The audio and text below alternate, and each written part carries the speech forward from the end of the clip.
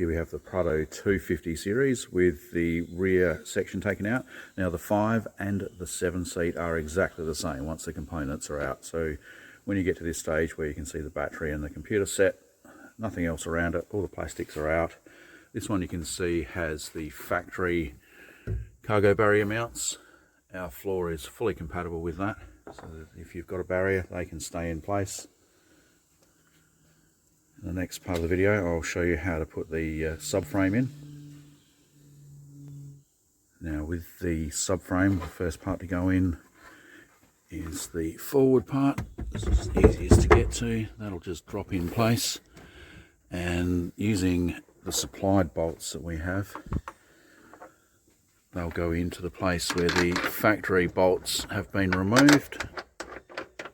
Glue them up by hand. Don't tighten anything at this stage. The other one is accessible from around the side door, which I'll show you. So you can see in that section there, you get your bolts in. Pop them in loose at this stage. You can see that one's in position. It avoids the factory mounting points for the cargo barrier if you have a cargo barrier. If not, that's just fully clear. We'll pop the rear section in, which has the front flashing on it. Again, that will line up perfectly with the factory bolt points, as you can see in there. And on the other side, a bit dark in this picture. Before that one goes down, you just need to put 2 of our supplied washers over those hole points. And that raises that section slightly. As you can see, there's a felt lining through here. That just evens that surface up nicely. Again, pop the flashing subframe back into place. Pop your 2 bolts in. Make sure it's all central, and then you can tighten them up. Okay, now that the subframes are tightened down, next stage is to pop the top decks in place. I've got the driver's side in already, you can see that. They literally just drop into place, shaped to the shape of the vehicle. It's pretty straightforward to get them in. Drop that in there like so.